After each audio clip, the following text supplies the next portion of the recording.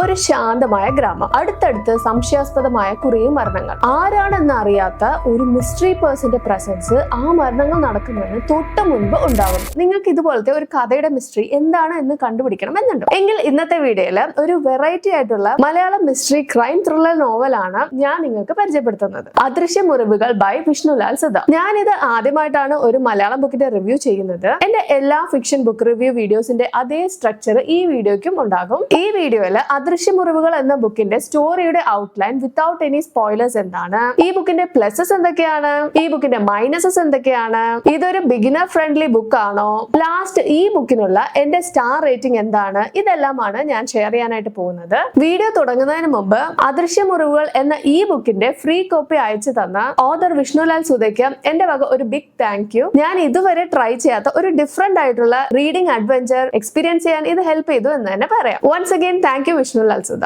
That being said, ഈ video അദൃശ്യ മുറിവുകൾ എന്ന ബുക്കിന്റെ കംപ്ലീറ്റ്ലി ഹോണസ്റ്റ് ആയിട്ടുള്ള റിവ്യൂ ആണ്. ഈ വീഡിയോയിൽ ഞാൻ ഷെയർ ചെയ്യുന്ന കാര്യങ്ങൾ ഫുള്ള് ഈ ബുക്ക് വായിക്കുമ്പോൾ ഞാൻ എക്സ്പീരിയൻസ് ചെയ്ത കാര്യങ്ങളും എനിക്ക് തോന്നിയ തോട്ട്സും ആണ്. വീഡിയോ ഇഷ്ടമായ ലൈക്ക് ചെയ്യുക, ചാനൽ ഇതുവരെ സബ്സ്ക്രൈബ് ചെയ്തിട്ടില്ലെങ്കിൽ സബ്സ്ക്രൈബ് ചെയ്യാനും മറക്കരുത്. So let's start. ഫസ്റ്റ് ഈ ബുക്കിന്റെ story outline without any spoilers എന്താണെന്ന് നമുക്ക് നോക്കാം. ഇടുക്കി ജില്ലയിലെ കട്ടപ്പനയ്ക്ക് അടുത്തുള്ള വളരെ മനോഹരമായ ഒരു ഗ്രാമമാണ് പുലിയന്മല. ഈ പുലിയന്മല ഗ്രാമത്തിൽ കഴിഞ്ഞ 6 മാസത്തില് 8 ആത്മഹത്യകളാണ് നടന്നിരിക്കുന്നത്. ഈ ആത്മഹത്യകൾ ചെയ്ത ആളുകൾ തമ്മിൽ എടുത്തു പറയത്തക്ക സാമ്യമൊന്നും ഇല്ലെങ്കിലും ഈ കേസുകൾ അന്വേഷിക്കാനായിട്ട് നിയമിച്ചിട്ടുള്ള നന്ദകുമാർ എന്ന പോലീസുകാരന് ഇതുവരെ ലഭിച്ചിട്ടുള്ള ഇൻഫർമേഷൻ വെച്ച് നോക്കുമ്പോൾ ഈ 8 ആത്മഹത്യകളില് 7 എണ്ണത്തില് 2 കാര്യങ്ങളാണ് സിമിലർ ആയിട്ടുണ്ടാവുക. ഒന്ന്, ഈ ആത്മഹത്യകൾ നടക്കുന്നത് അമാവാസി ദിവസമായിരിക്കും. മറ്റൊന്ന്, ഈ 7 ആത്മഹത്യകൾ നടന്ന ദിവസം ആ വീട്ടിലെ മറ്റൊരാൾ ആ വീട്ടിന്റെ പരിസരത്ത് ഒരു ഒറ്റക്കയൻ ഒരു നായയുടെ കൂടെ നിൽക്കുന്നത് കണ്ടിട്ടുമുണ്ടാവും. സോ ആ നാട്ടിലെ ആളുകൾ ഈ ഒറ്റക്കയനാണ് ഈ ആത്മഹത്യകൾക്ക് കാരണം, എങ്ങാനും ഈ ഒറ്റക്കയനെ വീട്ടിന്റെ പരിസരത്ത് വെച്ച് കണ്ടാൽ ആ വീട്ടിൽ ഒരു മരണം ഉറപ്പാണ് എന്ന് വിശ്വസിച്ച് പേടിക്കാനായിട്ട് തുടങ്ങുന്നു. ഈ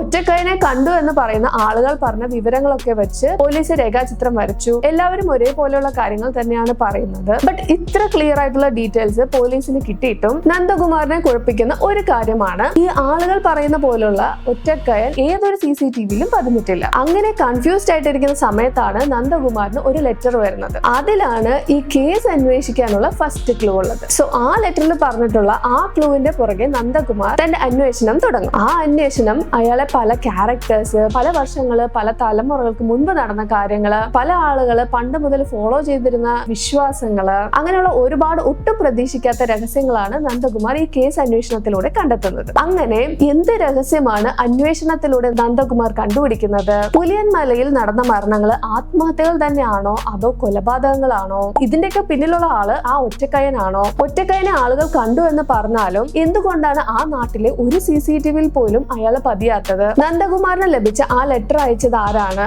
ആ ലെറ്ററിൽ എന്ത് ക്ലൂ ആണ് ഉണ്ടായിരുന്നത്? നന്ദകുമാറിന് ഈ കേസ് അന്വേഷണത്തിന്റെ ഭാഗമായി എന്തുകൊണ്ടാണ് പല പതിറ്റാണ്ടുകൾക്ക് മുൻപ് നടന്ന കാര്യങ്ങളൊക്കെ ചികയേണ്ടി വന്നത്? അതും ഇപ്പോൾ നടന്ന ഈ ആത്മഹത്യകൾ തമ്മിൽ എന്ത് ബന്ധമാണ് ഉള്ളത്? ഇതൊക്കെയാണ് അദൃശ്യ മുറിവുകൾ എന്ന ഈ ബുക്കിന്റെ സ്റ്റോറി. ഇതിൽ കൂടുതൽ പറഞ്ഞാൽ സ്പോയിലേഴ്സ് ആവും. ഈ പറഞ്ഞ സ്റ്റോറി ഔട്ട്ലൈൻ ആക്ച്വലി ബുക്കിന്റെ ആദ്യത്തെ 1-2 ചാപ്റ്റേഴ്സിലുള്ള കാര്യങ്ങൾ മാത്രമാണ്. ഇത് ജസ്റ്റ് ട്രെയിലർ മാത്രം. ഫുൾ പിക്ചർ നിങ്ങൾക്ക് ബുക്ക് വായിച്ച് എക്സ്പീരിയൻസ് ചെയ്യാവുന്നതാണ്. നെക്സ്റ്റ് നമുക്ക് ഈ ബുക്കിന്റെ പ്ലസസ് എന്തൊക്കെയാണെന്ന് നോക്കാം. ഫസ്റ്റ് ചാപ്റ്റർ മുതൽ ഫുള്ള് ത്രില്ലിംഗ് ആയിട്ടാണ് സ്റ്റോറി പോകുന്നത്. ഓരോ ചാപ്റ്റർ എൻഡ് ചെയ്യുമ്പോൾ അടുത്തത് എന്താണ് നടക്കുക എന്നൊരു ആകാംക്ഷ റീഡേഴ്സിൽ ജനറേറ്റ് ചെയ്യിപ്പിച്ചാണ് ഓരോ ചാപ്റ്ററും ഓഥർ എൻഡ് ചെയ്യിപ്പിച്ചിട്ടുള്ളത്. അതുകൊണ്ട് ഇത് ശരിക്കും ഒരു അൺസ്റ്റോപ്പബിൾ റീഡ് എന്ന് തന്നെ പറയാം. അടുത്ത പ്ലസ് ഇതിൽ എടുത്തു പറയാനുള്ളത്, ഈ നോവലിന്റെ സ്റ്റോറി ഇതായിരിക്കും എന്ന് കറക്റ്റ് ആയിട്ട് ഗസ് ചെയ്യാൻ പറ്റാത്തതാണ്. ഓരോ ചാപ്റ്ററിലും പല ക്യാരക്ടേഴ്സിനെ ഇൻട്രൊഡ്യൂസ് ചെയ്യുമ്പോൾ കഥ പല ദിശയിലോട്ടാണ് പോകുന്നത്. സോ കംപ്ലീറ്റ്ലി ക്ലൂലെസ് ആയിട്ടാണ് ഞാൻ ഈ ബുക്ക് വായിച്ചത്. സാധാരണ മിസ്റ്ററി ത്രില്ലേഴ്സ് വായിക്കുമ്പോഴും ഏതെങ്കിലും ഒരു പോർഷൻ എനിക്ക് ഗസ് ചെയ്യാനായിട്ട് പറ്റാറുണ്ട്. ബട്ട് ഈ ബുക്കിൽ എനിക്കത് സാധിച്ചില്ല. ഇനി ഈ ബുക്കിനെ കുറിച്ച് എടുത്തു പറയാനുള്ള ഒരു കാര്യമാണ് ഇതിന്റെ ക്ലൈമാക്സ്. ഒട്ടും എക്സ്പെക്ട് ചെയ്യാത്ത ക്ലൈമാക്സ് ആയിരുന്നു. അത്യാവശ്യം കിളി പോയ മൊമെന്റ് തന്നെ ആയിരുന്നു ബുക്ക് വായിച്ചു കഴിഞ്ഞപ്പോൾ. ഇൻ എ ഗുഡ് സെൻസ് ആണ് കേട്ടോ. തീരെ ഗസ് ചെയ്യാനേ പറ്റിയില്ല. ഇനി last but not the least, ഈ ഒരു സ്റ്റോറി ബിൽഡ് ചെയ്ത് കൊണ്ടുവരാനായിട്ട് ഓഥർ ഇട്ട എഫേർട്ട് അപ്രീഷിയേറ്റ് ചെയ്യാതിരിക്കാൻ പറ്റില്ല. പഴയകാല കഥകള്, വിശ്വാസങ്ങള്, കാസ്റ്റ് സിസ്റ്റം, പുരാണങ്ങള്, അങ്ങനെ ഓഥർ ഒരുപാട് റിസർച്ച് ചെയ്തിട്ടുള്ള കാര്യം ഈ ബുക്ക് വായിക്കുമ്പോൾ നമുക്ക് അറിയാനായിട്ട് സാധിക്കും. അത്യാവശ്യം നല്ല രീതിയിൽ തന്നെ എഫേർട്ട് ഇട്ടിട്ടുണ്ട്. I appreciate that. ഈ ബുക്കിന്റെ ഓഥർ വിഷ്ണുലാൽ സുധ ഈ വീഡിയോ കാണുന്നുണ്ടെങ്കിൽ എനിക്ക് നിങ്ങളോട് ഒരു കാര്യം കൂടി പറയാനുള്ളത്, ഒരു മൂവിക്കുള്ള സ്കോപ്പ് ഈ ബുക്കിനുണ്ട്. ബുക്സ് വായിക്കാത്ത ഒരുപാട് പേരുണ്ട് നമ്മുടെ ഇടയിൽ. സോ അവരിലോട്ട് ഈ കഥ എത്തിക്കാൻ ഫ്യൂച്ചറിൽ മൂവി ആയിട്ട് കൊണ്ടുവരാൻ കൺസിഡർ ചെയ്യണമെങ്കിൽ പ്ലീസ് ഗോ ഫോർ ഇറ്റ്. ബുക്കിലൂടെ കിട്ടിയ എക്സ്പീരിയൻസ് ഒരു മൂവിക്ക് ഒതുക്കി തരാൻ പറ്റുമോ എന്ന് എനിക്ക് പറയാൻ പറ്റില്ല, but you can try it. Next നമുക്ക് ഈ ബുക്കിന്റെ മൈനസസ് എന്തൊക്കെയാണെന്ന് നോക്കാം. ആക്ച്വലി ഈ ഒരു സെക്ഷനിൽ ഞാൻ ഷെയർ ചെയ്യാൻ പോകുന്ന കാര്യങ്ങൾ ഈ ബുക്കിന്റെ മൈനസ് എന്ന് പറയാനായിട്ട് പറ്റില്ല. മേ ബി മൈനസ് എന്ന വേർഡിന് പകരം ഒന്ന് റീഫ്രേസ് ചെയ്ത് the struggles I faced while reading this book എന്ന് പറയുന്നതായിരിക്കും കൂടുതൽ ആപ്റ്റ്. ഒന്നാമത്തെ കാര്യം, ഈ ബുക്കിലെ മലയാളം അത്യാവശ്യം കട്ടിയായിരുന്നു. തീരെ മനസ്സിലാകില്ല എന്നല്ല,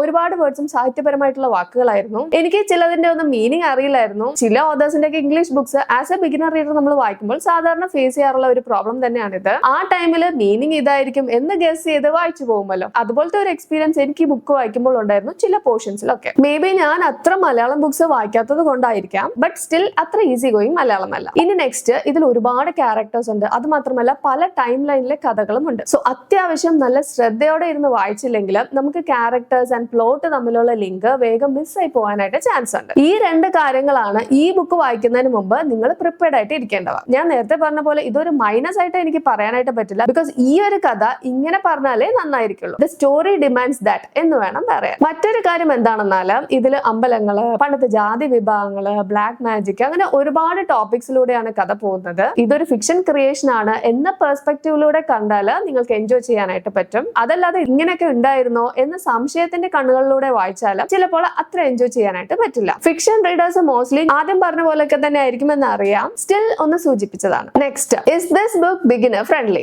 ഇതുവരെ ഈ വീഡിയോ കണ്ടതിൽ നിന്നും നിങ്ങൾക്ക് ഈ ചോദ്യത്തിനുള്ള ഉത്തരം ഗസ് ചെയ്യാനായിട്ട് പറ്റും. ബട്ട് ഞാൻ ഈ ചോദ്യത്തിനുള്ള ആൻസർ കുറച്ച് ഡീറ്റെയിൽഡ് ആയിട്ട് തരാനായിട്ടാണ് വിചാരിക്കുന്നത്. ഈ ഒരു ബുക്കിന്റെ കാര്യത്തിൽ ബിഗിനേഴ്സിനെ ഞാൻ 3 ഗ്രൂപ്പായിട്ടാണ് കാണുന്നത്. ഫസ്റ്റ് ഗ്രൂപ്പ് ഇംഗ്ലീഷ് ത്രില്ലേഴ്സ് ഒക്കെ വായിച്ചിട്ടുണ്ട്, ബട്ട് മലയാളം ബുക്കിന്റെ കാര്യത്തിൽ ബിഗിനർ ആണെങ്കിലും ഐ വുഡ് സജസ്റ്റ് എന്തായാലും നിങ്ങൾ ഈ ബുക്ക് ട്രൈ ചെയ്ത് നോക്കുക എന്നതാണ്. നിങ്ങൾക്ക് ലാംഗ്വേജ് ഹാർഡായി ചിലപ്പോൾ ഫീൽ ചെയ്താലും സ്റ്റോറി വായിച്ച് മനസ്സിലാക്കാനായിട്ട് പറ്റും. സെക്കൻഡ് ഗ്രൂപ്പ് മലയാളം ബുക്സ് ഒക്കെ വായിക്കാറുണ്ട്, ബട്ട് അതെല്ലാം ത്രില്ലേഴ്സ് അല്ലാതെ അത്യാവശ്യം ഈസി ആയിട്ടുള്ള ഫ്രീ ഫ്ലോ ബുക്സ് ആയിരുന്നു എന്നുള്ളവർ. ഇവരോടുള്ള എന്റെ സജഷൻ എന്താണെന്നാൽ നിങ്ങൾക്ക് ത്രില്ലേഴ്സ് ട്രൈ ചെയ്താൽ കൊള്ളാം എന്നുണ്ടെങ്കിൽ ഇത് ട്രൈ ചെയ്യാവുന്നതാണ്. ബട്ട് കീപ് ഇൻ മൈൻഡ് ഇതൊരു അൺസ്റ്റോപ്പബിൾ റീഡ് ആണെങ്കിലും അത്ര സിമ്പിൾ റീഡ് അല്ല. കോൺസെൻട്രേഷൻ വേണം, ഈസി റീഡ് ആയിരിക്കില്ല. ഇനി തേർഡ് ഗ്രൂപ്പ് ആദ്യത്തെ 2 ഗ്രൂപ്പിലും പെടാത്തവർ, അതായത് വായനയുടെ ലോകത്തിലെ absolute beginners. English or Malayalam books ഒന്നും വായിച്ചിട്ടില്ല, അല്ലെങ്കിൽ വായിച്ചു തുടങ്ങുന്നതേ ഉള്ളൂ എന്നുള്ളവർ. അങ്ങനെയെങ്കിലും ഐ സജസ്റ്റ് നിങ്ങൾ ഈ ബുക്ക് നിങ്ങളുടെ TBRൽ ഇട്ടിട്ട് വേറെ ഈസി ബുക്സ് കുറച്ച് വായിച്ചിട്ട് റീഡിങ്ങുമായിട്ട് കുറച്ചൊക്കെ ഒന്ന് കംഫർട്ട് ആയിട്ട്